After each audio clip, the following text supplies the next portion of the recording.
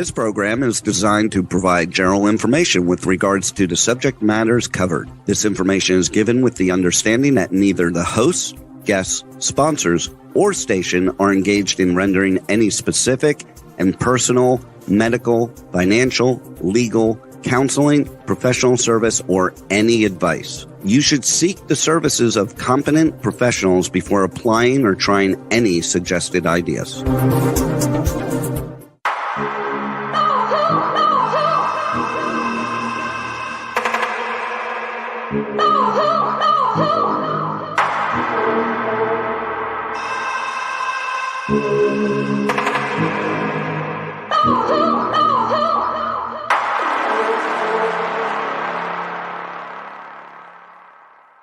Good morning, true seekers and true crime junkies. Welcome back to another episode of Hit the Road Jack, Finding the Zodiac. I'd like to welcome to the show today Harriet Suchet. Yes, good morning. Good morning. I hear you are casting from a new place today. Yes, and still completing the transfer of residences, but I'm in the one I'm in. So, Nice. and I believe we have no... Go ahead. I was going to say, people pulled a lot of strings to get me in here, so thank you That's to beautiful, all those people though. who are probably listening. Good. And then I believe we have Nolan Del Campo here, if he is back on screen with us. Yeah, good morning, everybody. Good morning. Good morning, Nolan. Oh, good. I've had I can't wait for this show. I know. I had an extremely interesting week. I began transcribing a case from the 1850s, which is obviously in that very ornate script, as one would see in like the Declaration of Independence. Now, of course, this is a secretary who is taking notes of the case that involves the Mexican land grants in California back from the 1800s. And he is using very much shorthand, if even articulating letters at all in the script, and sometimes having run-on words, which means he could put the words "I have known" all together as one single word, and of course it's not articulated greatly to be able to identify three different words. So it's a really complicated job, but it's extremely interesting to see what was going on in California back in the 1800s, these land grants that were given, and then of course the United States was trying to come in and take that land away. Yeah, a lot of brown people getting swindled. Pretty much. Yeah. And nearly every name. What's that?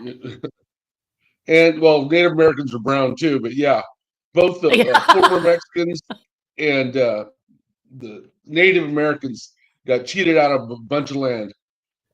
Well, I was happy to see that in my research, I came to the end fairly quickly because I was trying to make sure I had the names of the players in the case correctly, that Mr. Vallejo did, in fact, win his case and was able to keep the Rancho Suscal, or Soscal as we probably know it.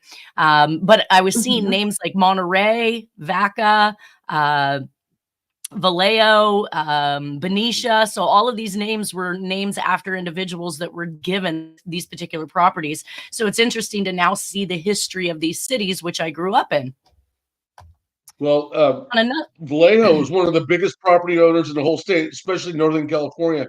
And all the land that used to be land that is now Lake Berryessa, he owned all that land, as well as more.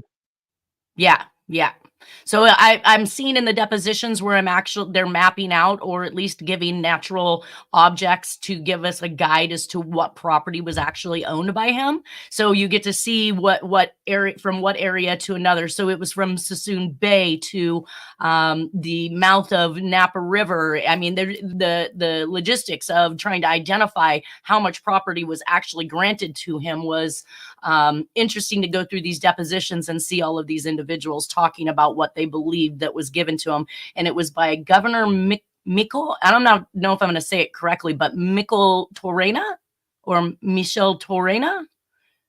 Does that sound familiar to you? I think it's that's the governor at the time that granted, and he evidently must have been the first governor of California, because California became a state in 1849, and that was 1850. Yep. Well, he had passed. So by the Mhm. time we're doing these depositions in 1852, he's dead. And that's why everybody's trying to identify how much of the land this governor, and I believe he was a governor also associated with Mexico. So he was, they were asking whether or not he had the powers to grant California land, was also one of the questions coming from the United States side. Either way, Mhm. it's a big job, 334 pages long to transcribe not only 1800 script, but the idiosyncrasies of an Mhm. author who tends to use shorthand, run on words, and then literally, in a lot of cases, it's just humps that he's executed. And I've got a first letter and a last letter, and I've got to figure out what that word says. Another thing that legally regarding the land grants and things like that in California, Texas, and other areas southwest is the Treaty of Guadalupe Hidalgo, which is the treaty that ended the Mexican American War. That Yes, and I by that believe that they're treaty, all the talking about Southwest that. came to the United States. Yeah, and Yes, so the part of that treaty, the United States as an entity was supposed to honor the land grants. So I think that's what right. this case is And then the about. United States then California, decided United they States interplay. Right, and then the United States decided they didn't wanna play that game. They Right. so this is basically Vallejo against the US in order to keep his lands, describe what those property lands are, and the jurisdiction of those lands. So, on another note, Interesting. I was um, comped tickets last night to the Better Business Bureau Torch Awards, which I had seen the email come across. And of course, I'm getting ready to leave the country. So I didn't think I was going to entertain it. And they called and asked me to come and offered me tickets for dinner. And it turns out that they actually awarded me, let's see if we can see this. I received a Mhm. milestone award for 10 years for an A+ better rating with the Better Business Bureau for ethics and morals and integrity, which I thought was absolutely awesome. It is I guess awesome. it just means, yeah, I guess it just means that and let's not forget the beautiful little notebook that I got, right? So I can now take some notes somewhere. I don't know. Good times though. Proud of Uh, Well, you. thank we're going to be you. working together on the Backus case. Yes. I did hear that you Yeah. were very interested in taking that on. I'm kind of excited myself because I've been watching them painstakingly go through this on their own without any help, and I'm glad that you're on board. They waited too long. Yeah, I mean, they got some deadlines coming up, but anyway, it's a whole different matter. But I yeah, know, I know. All right, so let's get back to the show at this. Oh, and Netflix just dropped a new Zodiac docu-series. Now, of course, the second that I went to populate it and turn it on, I could see that the cover of their advertisement actually had an obscured version of Arthur Lee Allen's face. And so right. I let it sit there and play as if it's on its trailer. I didn't actually start the movie because once I saw his face, I was disinterested. There is no way I'm going to watch another video or another anything that says Arthur Lee Allen is the Zodiac killer. But as the trailer played to kind of get you excited, involved, I'm seeing his friends, his family, people who knew him. These people all actually climbed onto this particular movie. And I don't know if it's because of their 15 minutes of fame and they get to be on TV, why they would do something like this. But they are literally all up there to say, oh, I can't believe that he was, but it turns out he is. And they are literally running an entire documentary on Arthur Lee Allen, who has been cleared 5 ways from Sunday. And we've shown you how through the Mhm. FOIA files. They've searched 3 different properties that he owned, including his mother's. They found absolutely no evidence. The handwriting was not a match. The fingerprints were not a match. The DNA was not a match. This man died of a heart attack at the age of 58. And no wonder the stress of an entire, state coming down on you thinking you're a serial killer is just absolutely absurd. So the man died throughout this process, and now they're actually making documentaries stating that he is the Zodiac, and it is just Yeah. completely laughable. Will the media, will Hollyweird, will the law enforcement just please stop participating and blaming Arthur Lee Allen? Give it up, guys. I It's think broken. one thing that corroborates that theory, even though it's wrong, is that he was down in Riverside at the time of the Sherry Joe Bates killing. So All he right. was So now, at the college there. what did you solve in those codes, Harriet, in regards to Arthur Lee Allen? That he had a sister-in-law associated with the school that Cherry Jo Bates went to. So some kind of funny records happened.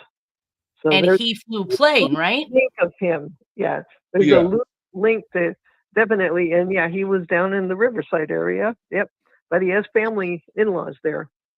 Now, let's also Well- remind everybody the red herring. So the first thing I'm going to be talking about here today is a red herring in the Oakland County child killer case. And this comes via Tony. But the fact that Arthur Lee Allen was actually a pilot and flew a plane and could fly all the way to Riverside and otherwise, the fact that Jack knew Arthur Lee Allen, he stated after seeing him come up as a suspect on the news at home, Dennis recalls him saying that, I know that nice man, he gave me a ride home.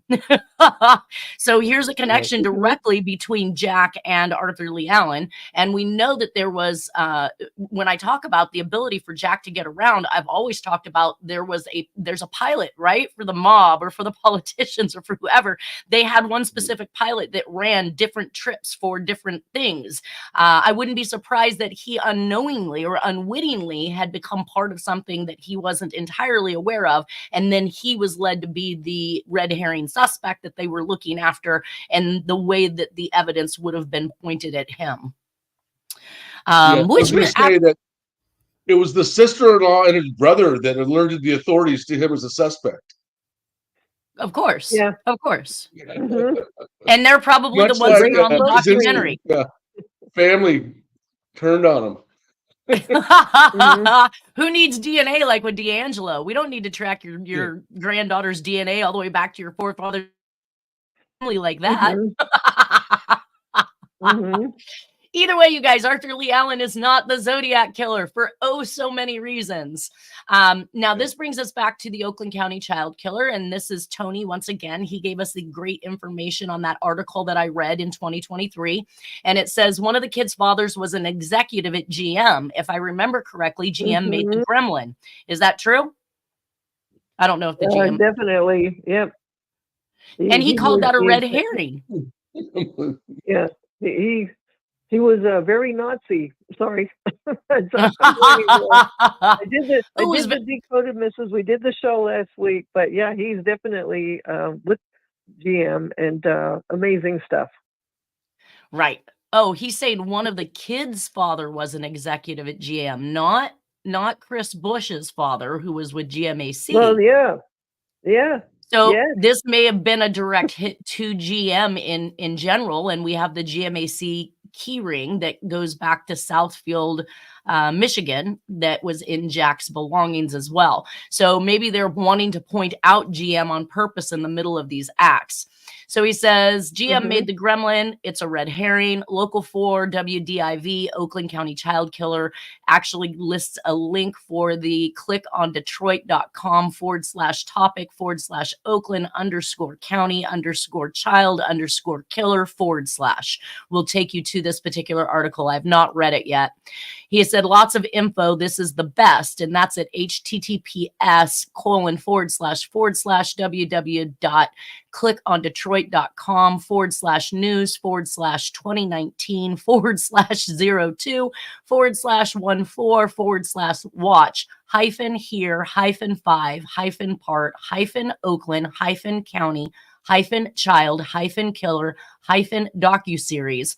/ So at that, he says, all anyone has to do on my YouTube channel is find my episodes or my podcasts, at least one of them, then subscribe. And then all of the episodes are there in order, starting with the newest one. I thought that was great news for people to hear. So just find my channel, Finding the Zodiac, Nanette Bartow, any of the episodes, subscribe, and you will get all the episodes in order so that you can watch them as I've presented them. And let's get ourselves onto the next slide. What's that? The website sounds too difficult to even enter on the keyboard. What's that? You got to do so many different inputs. For those URLs? Yeah. Well, they can simply look at yeah. Maybe there's a link you could click on. Well, that was the link that I gave out. Okay. Oh, So all that right. with the hyphens and forward slash, that was for the radio listeners in case they wanted to catch and capture it. But for those that are watching, they could obviously just look and read that URL off the presentation. But this brings us back to the murders that are not linked to the Oakland County child killer, or at least as law enforcement and the media is stating. There are 4 other names that come up when you search online for information about victims of the Oakland County child killer. Police have either disproven any connection to the Oakland County child killer case, or there is no conclusive evidence linking them to the serial killings. Those names are Jane Louise Allen. And did you look these ones up when I sent you over that screenshot, Harriet?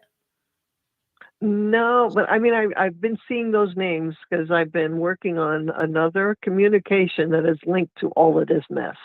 So I haven't really looked at all of theirs, but I'm very OCCK right now, and just probably overdosing on it. Yeah, and I'm glad we're coming to an end. I think this is our 9th and final episode on the OCCK cases.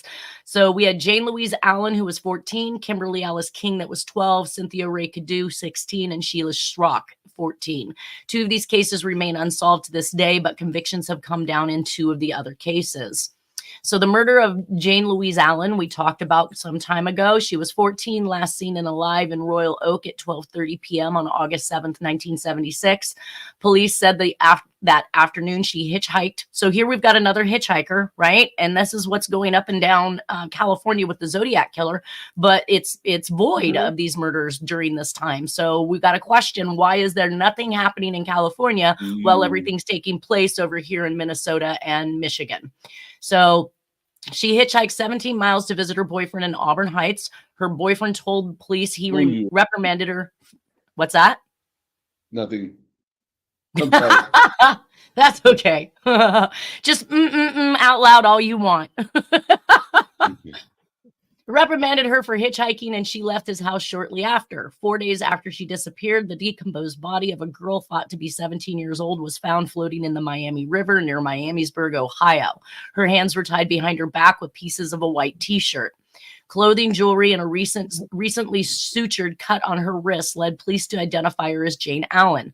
The coroner in Ohio believes she was dead before she was thrown into the river, possibly from carbon monoxide poisoning. Now, I want to say, how are they determining that there's no connection or evidence that connects these murders when we know that one of the victims from OCCK died from poisoning, correct? Yep, carbon monoxide poisoning. 3 of them. Royal Oak are the towns in Oakland County? Royal Oak. She was last seen in she was last seen in Royal Oaks, but her body was found in the Miami River near Miamisburg, Ohio. Right. Right. I'd have to see how that plays out on the scheme of things, but then we've got them being abducted from one jurisdiction and then being found in another jurisdiction, which again causes that crossfighting of law enforcement. Who gets the case? So, her hands were tied behind her back with pieces of a white t-shirt, clothing, jewelry, and recently sutured cut on her wrist led piece. Oh, I got that one. Carbon monoxide poisoning. So really my statement is they're stating that there's nothing that connects the two, when the reality is we have somebody in the OCC case, case that had passed from a carbon monoxide poisoning. So that was Mihalik. Right. Definitely. So why are they saying there's nothing that connected it? And the town she was seen in are in Michigan. She's from Michigan, right? Right. These are all people taken out of Michigan. Yes. Yeah. That's where the police department got that funny letter. So, yes. Right. Well, and let's continue. Police believe Allen. Now, we've got the funny letter from Allen, right?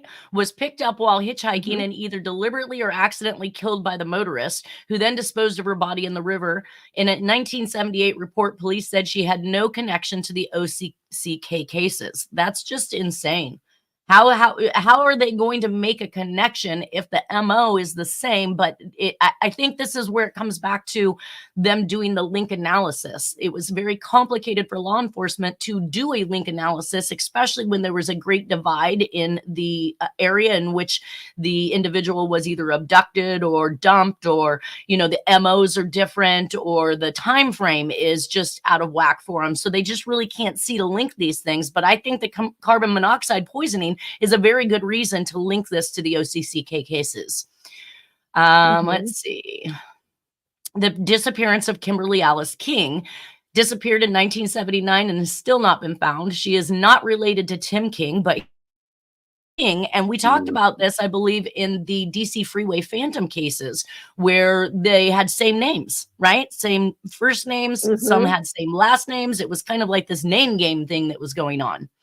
Kimberly King was last seen on September 16th, 1975 at a friend's house in Warren. She walked from her friend's house and went to payphone to call her sister. So now we've got that payphone relation, which is probably a liquor store or a convenience store.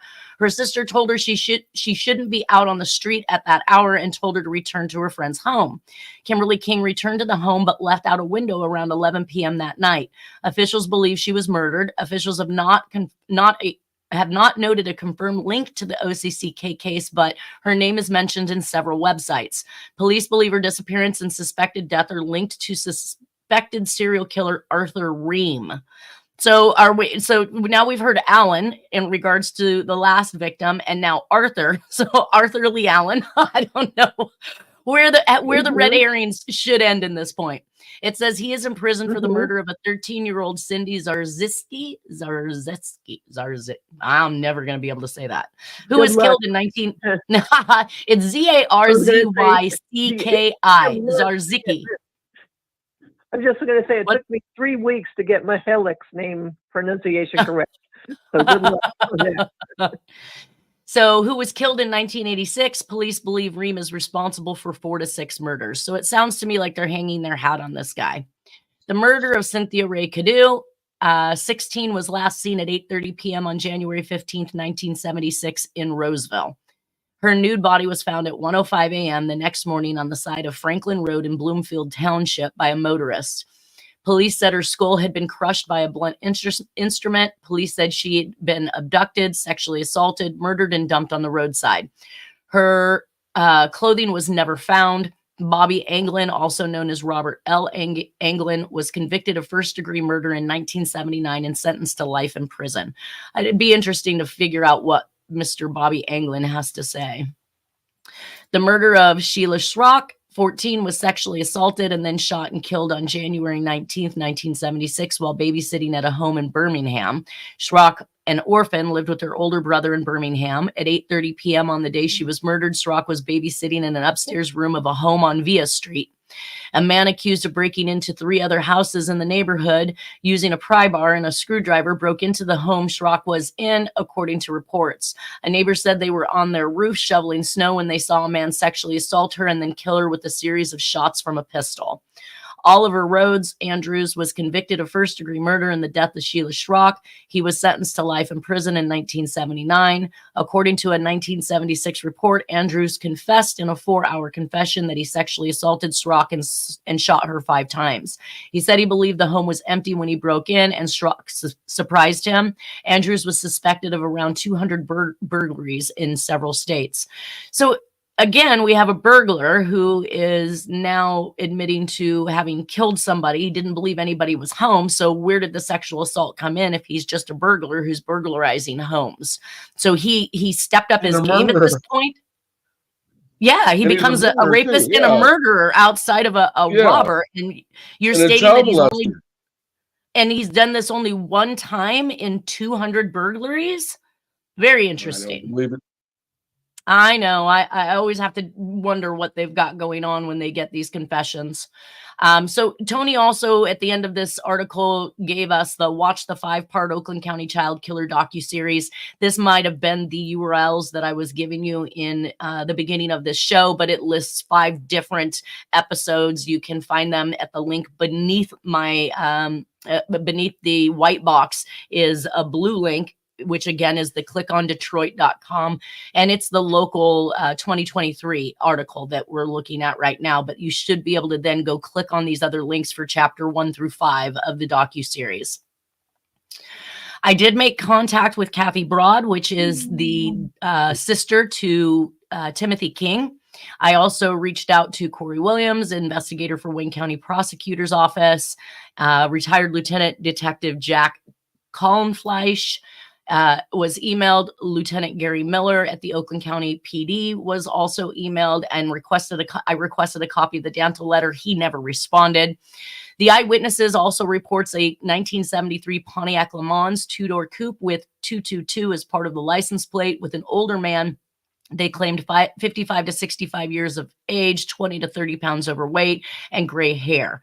So I do need to, and I haven't been on Kathy Broad's message board. I just know that there's a lot of information there that I would have to suck in. The bottom line at this point is I'm just pointing them towards a possibility of a suspect, not necessarily trying to work out all the caveats of their case.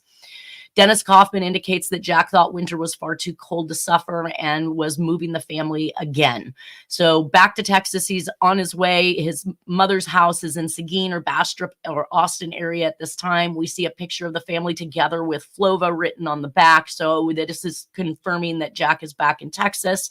But winter in Michigan, Minnesota or Michigan would be pretty much through March. So it explains why we don't see any evidence of the family in Texas until after Easter, which is April 10th of 1977, which would be the springtime, and it would be green, which is consistent with the pictures that we've seen. Don Traco, which is the private investigator for Gumshoe Private Investigations. He is somebody that I work with in cases. He brings me cases. I've asked him to look at and run background checks on people in this particular case. He found that Mr. Stephen Smith McKenzie of Coffee Chandler McKenzie, it looks like PA, on 2 North Brook Street, Manning, South Carolina, 29102. It looks like he gave me his email and phone number. This may well be my reference to the coffee fellow in the pics following these murders. So we're going to have some more information coming up in regards to coffee. Now, I did take a look at this particular, are we at the solve of it? Oh, we did the solve of this last week. And I wanted to juxtapose it to other writings in here, including something from the Sherry Jo Bates case. So we can see down here the Press Estates in Riverside with these blown up and overinflated letters like the letter P. We can see some of that happening here in the R's as well. I haven't done a complete rundown on it, but it does not look like it is Jack's handwriting as I posed that. Right. Albeit that letter E in the funky little way it leans to the side with a smaller top portion and a loop in the center. There is some consistency there, but I did not find that anything else was a match. But when I was looking at this, I noticed that on the explosive papers was that high back A. And the high back A is something that I talk about in the Zodiac writings because I believe the individual actually normally would use the bell top A, which has the little overhang or top on it. And that in the case of attempting to remove that bell top in order to not be identified, we ended up with these, what I called high back A's. So it looks like a shortened stem on a D, but it's much taller than the bowl of the A. And that's why I call it a high back. I also looked at. Can I say something? Yes. Can I interject? Yes. Okay, when I was surprised to see that according to the method that is coming from James Earl Carter, the president at the time, he just got elected. And so I have good news for a lot of people to hear that there's going to be more good things about Jimmy Carter, even though Jack was pissed off at him sometimes. But I looked at Jimmy Carter's handwriting, and to this unprofessional, a lot of what's in there looks very close to how he wrote in 1977. So you'll have to pass that on to me because I do want to do an examination and in comparison to both Jack to Carol Settlemyre, because when I get into Carol Settlemyre, and we talked about this before, the blown up P and the way that P is formed in police is very consistent with the blown up P in the Press Riverside letters. That's the only thing I saw, and then I thought the rest was like, okay, Jimmy Carter, woo, okay. Well, anyway, let's look at the word Raoul's here. So here we have Raoul's or Paul's, and maybe it's Paul's, but just connected off of the bowl. But when I look at that, again, we have basically the same blown up reference, we have an angular point on the bottom of that particular letter, and the round as it comes back is pointed in the same direction. There is definitely some consistency, so I would like to do some handwriting examinations in comparison to this as well. Whose notebook is that? This was a phone book of a Carol Settlemeyer. It was found in Jack's belongings. When Dennis had dropped a bunch of Jack's belongings, I came across this phone book. I saw these receipts, and they're dated 12/20 of 76, which was around, is that Mahelic? December? No, that's I believe Stebbins is 1976. Stebbins? Yeah. Well, I think I was just going to say, well, there's a future one coming up in a couple of weeks. Right. There's and then there's coincidences. Stebbins was the overpass in Daly Plaza that Kennedy was going to go under before, right after he got shot. He actually did go under to the hospital. And then Raul, there's a guy named Raul that was involved in the Martin Luther King assassination. He was the handler of James Earl Ray. Oh, wow. Exactly. Who was a patsy as well. Well, we see a second receipt. Coincidences. A second receipt down here is dated March 3rd of 1977, which is within days and time frame of Timothy King's murder. So I saw these two receipts with these dates on them and was absolutely shocked. When I opened up the actual phone book, I found that majority of the information in it was from Michigan. So I started calling some of the family members that I believed were family members listed in the book.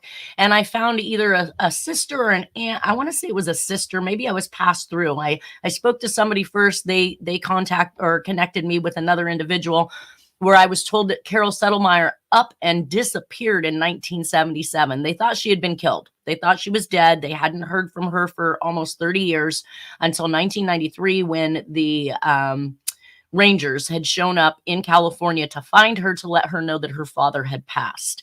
So that's when it came about that she was over in the California area, and she had literally moved from Michigan to South Lake Tahoe, which is where Jack left when he went there.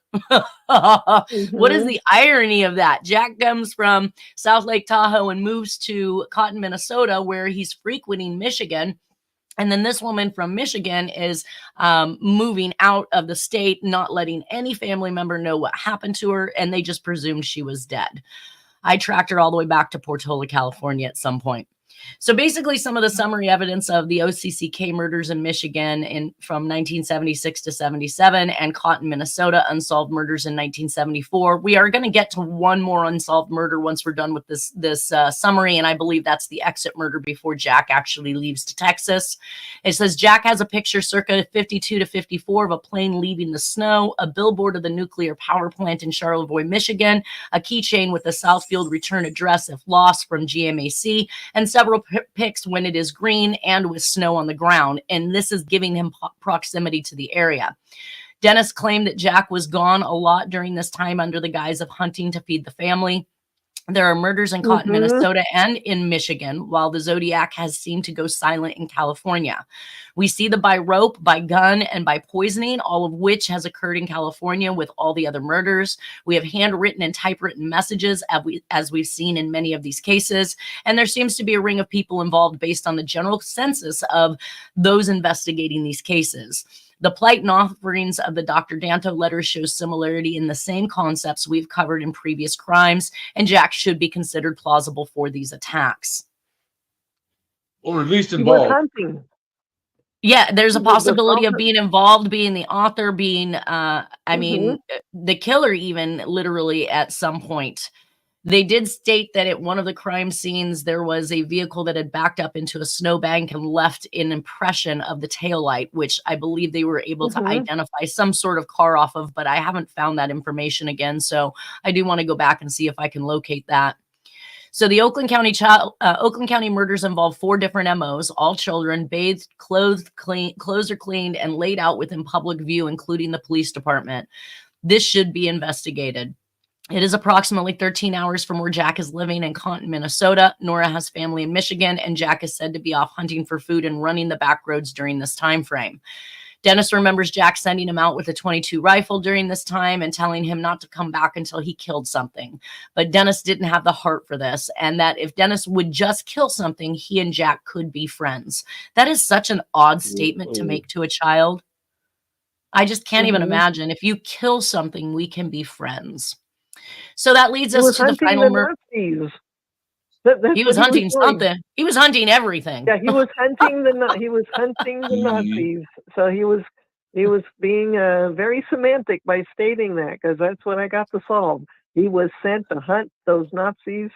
I believe 3 of them, and the people associated that helped them get here.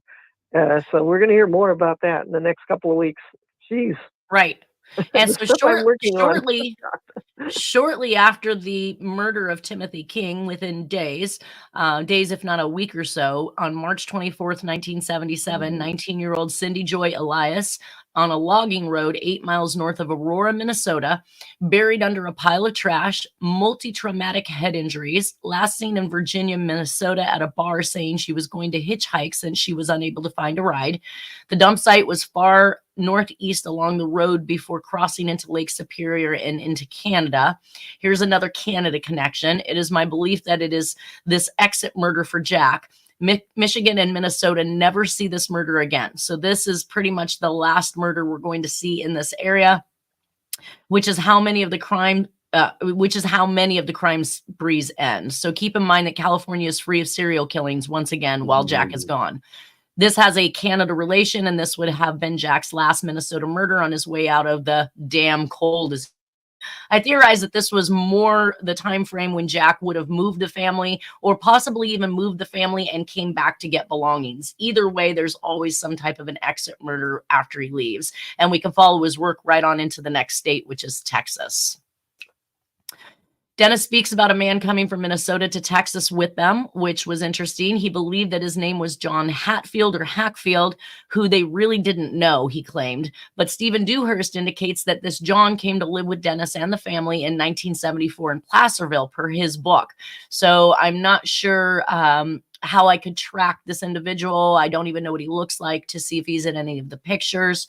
But it says, let's see. But he tells the story as if it had occurred in Texas at Jack's mobile home, which is clearly in 1977. So maybe even the time frames are off on Stephen's book. Stephen Dewhurst's book indicates that it was late winter 1976 and early 1977, towards springtime, that Jack moved the family from Minnesota to Texas. I tend to believe that it was springtime, since this would be more convenient to pack up and haul the whole family to another state. Says Jack got mad at John one night for telling the kids some of the things he and Jack had been up to when they were in Minnesota. Jack began beating him with the table leg, per Dennis, about the head. Jack came to and realized the children were all watching him and sent them to their room. However, Dennis said he will never forget the sound of the table leg hitting that man's head through the bedroom door. When they woke up the next day, the man was no longer seen again, and Jack paid the kids to bleach and clean the floors and area where John took the beating. So evidently, he said the area had been covered in blood, and the kids actually had to be the ones to clean it up. That's just disgusting. In Dennis Kaufman's book, the 1977 move from Minnesota to Texas at the end of winter is being proven by his own statements here. It says 1977 in Austin, Texas, we have to call the bomb squad out to the house because the dynamite was unstable and could have been very easily set off. This is the dynamite that I refer to that Jack purchased while he was in Minnesota. He claimed to have been blowing up tree stumps. We'll never know. Jack never went to jail for being in possession of the explosives. Dennis said it was legal in Minnesota, but not in Texas. In 1978, Austin, Texas, my younger brother Charles is born. He is Jack's real son. Jack got into a fight when we lived in Austin, and after he beat this guy with the table leg, I overheard Jack tell this guy, "Don't make me have to hurt you. I had to shoot a man in the face once. I don't want to have to do that again." Once, huh? Only once, Jack? Yeah. Now here's a picture where I've come to the understanding that Dennis remembers a lifestyle of moving from place to place in a travel trailer, moving from school to school until 1981. And Dennis remembers attending as many as 20 schools from the time of kindergarten until he quit school in the 10th grade. We do find a picture of Nora. Oh, That was backwards. A picture of Nora and Dennis after they evidently had left Jack and returned to California. And then we see Jack kind of going on a rampage, but there is a small series of murders that occurred in between there. It's called the Unsolved Murder Oklahoma Girl Scout Murders. Have you heard of the Girl Scout murders, Harriet? No, but I'm going to be coming across a whole bunch of things, I think, in the next couple of weeks. So, yeah, that's how it happens. You know, you open up one lead and it leads to the other one, another one, and another one. So, right. We'll find out. And we know that Jack has connections with Oklahoma. We know that he kept a P.O. box at least up till 1980. He was mentioned in a will as a beneficiary, that his address to be reached was at a P.O. box in Oklahoma. This says that on Camp Scott, a 610-acre summer camp for Girl Scouts and Brownies, was located 3 miles southwest of Locust Grove, Oklahoma. It was the site of the brutal bludgeoning deaths of 3 little Girl Scouts on June 13th, 1977. Police arrested Gene Leroy Hart, a Locust Grove native, and charged him with the murders of Lori Lee Farmer, Michelle Goose, and Doris Denise Milner. So the campground was operated by the Magic Empire Council of Girl Scouts. That is such an interesting name. Since 1928, Camp Scott was perfect for boating, hiking, fishing, and camping. Girl Scouts had come from the Tulsa metropolitan area to attend the summer camp. Introduced as roommates on the first night of camp, Lori Lee Farmer, Michelle Goose, and Doris Denise Milner went to their tent, Kiowa tent number 8. Their tent was located at the outer edge of the wooded camp and isolated from other tents. A last-minute change left tent number 8 one girl short, Wilkerson and Wilkerson. As night fell upon the camp, counselors checked to make sure that 100 Girl Scouts were in their assigned tents. As counselors walked away from the Kiowa tents, they saw a dim light in the woods, which then disappeared. The counselors thought the light in the woods was some sort of prank and went to their tent. At 2 a.m., counselors heard some Girl Scouts making noises and went to quiet the campers. Several Girl Scouts told them that a man looked into their tents and then walked away. Others said they heard someone outside their tent. Another Girl Scout heard a girl screaming, "Mama, Mama," at 2 a.m. W and W9, I'm not sure why. Oh, this must be their notations. Also, girls said a man grabbed them as they walked toward the bathroom. One girl became hysterical in the woods when she thought she saw a man. The counselors told the girls to go to sleep and went back to their own tent. They didn't look around for the strange man that several of the Girl Scouts had told them about. So clearly, he's not looking to just abduct somebody. If he's poking his head into tents, he's looking for something in specifics, wouldn't you think? Yep, or somebody in particular. Yeah, why wouldn't you just take the first kid you could, quiet him up, and run off with him if your whole intent was just to, rape or kill somebody? Why would you make yourself so well known and seen by so many individuals? Anyways, at 6 a.m. on Tuesday, June 13th, Carla Sue Wilhite, a counselor at Camp Scott, went to take an early shower. She walked, we got about 5 minutes left here. She walked on the trail and noticed some things under a large tree. As she got closer, she noticed some sleeping bags. Then she saw Doris Denise Milner's nude body. At that time, Carla couldn't see the other 2 dead bodies. The other bodies were still zipped up in their sleeping bags and naked from the waist down. At 6:30 a.m., Mays County District Attorney Sidney Wise said all 3 of the small victims had died from blunt trauma to the back of the head and strangulation.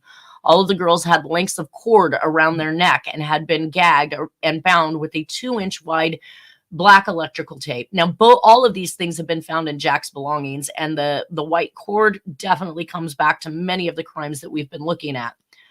All the victims had been sexually molested. Officers found their clothes a few feet from their bodies. The killer or killers carried the bodies approximately 100 to 150 yards from their tent and piled the young victims under. So now we're back to the piling of bodies, which we saw in other camp murders, and we'll see in the yogurt shop murders. There's just this stacking of the bodies that seems to be following around these cases as well. At the scene, detectives. How do you do that? He couldn't carry all 3 at once, so that means you had to carry one out, go back, and carry the other one. Right, and how do you subdue all 3 of them? One would be screaming while you're trying to handle the other. It gets very interesting, to say the least. Although the Girl Scouts, the ones that actually only witnessed a man, one single male. So somebody's got something going on. At the scene, detectives found a large roll of black duct tape and a red and white 9-volt flashlight near the bodies. The lens of the flashlight was partially covered to allow only a mere pencil of light through. That's what struck me about the Zodiac, because he liked to use the flashlight taped to the top of his gun in order to shine the light as a gun sight to be able to shoot from. So it's very interesting that just a small dot in this flashlight was able to be seen because the rest was covered up with tape. Let's see. The lens, blah, blah, blah. 2-inch wide electrical tape is odd. It's usually either 3/4 or 1 inch. Right. This says now black duct tape, so they may have misstated. Duct is 2 inches. Yeah. Yeah. So it appeared too large to be one of the victim. Okay, wait a minute here. The lens of the flashlight was partially covered to allow only a mere pencil of light through. Inside the death tent, detectives found the bloody footprint of a waffle-type jungle boots. It appeared too large to be one of the victims' prints. Large pools of blood were found near the beds of 2 of the girls. So that's how he got them out of the tent. He must have knocked them out. The other girl could have been strangled to death after being pulled from the tent. Shortly after the discovery of the bodies of the Girl Scouts, Governor David Boren ordered a task force of Oklahoma State Bureau of Investigation agents and highway troopers to assist the Mays County authorities in the investigation. Governor Boren also arranged the use of 3 bloodhounds from Pennsylvania to help track down the killer or killers of the 3 little Girl Scouts. Where are we at? What's that? I know, right? Pennsylvania, aren't they in Oklahoma? They are in Oklahoma. Why'd you get the dogs in Pennsylvania? It doesn't make sense. Maybe that's the only place they had dogs. I don't know. Why else did they ask hounds in Oklahoma? Well, but why else do they ask people like Tim Miller to go all the way to Florida to investigate the Casey Anthony case? You know, he's from Texas, and they've got him going all the way to Florida with his resources, his horses, his dogs, his everything, in order to search for Casey Anthony's baby's body. Well, that puts us back down to approximately 1 minute. I know we got started a little late on the clock, but it shows here on my end. We'll probably just have to continue this on our next show. Is there anything that either of you two would like to add? No, I'm just looking forward to things like the yogurt shop murders. Is that in Sacramento, by the way? That's in Texas, and I want to say that's in 1991. Okay. Well, we got some stuff that involves the yogurt shop coming up in your solves. It has to do with the 1980s and the one that was in Sacramento. Interesting. And I believe, if I'm correct in my recollections, is that this is another time in which Nora has left Jack when the yogurt shop murders occur. So Jack is back in Texas with mom, and I believe that there's evidence that supports that. And Nora has left Jack once again. But I want to say the yogurt shop murders were, maybe it is in the 80s, but I want to say that it was 1990, in the 1990s. But we'll see once we get there. We're getting close. We're finally getting out of the 70s. All right, you guys. Well, everyone, more shows. I know, 100%. We're getting there. Well, I want everybody to have a wonderful weekend. Take care of yourself, and we will see you next week for another episode. Yes, thank you.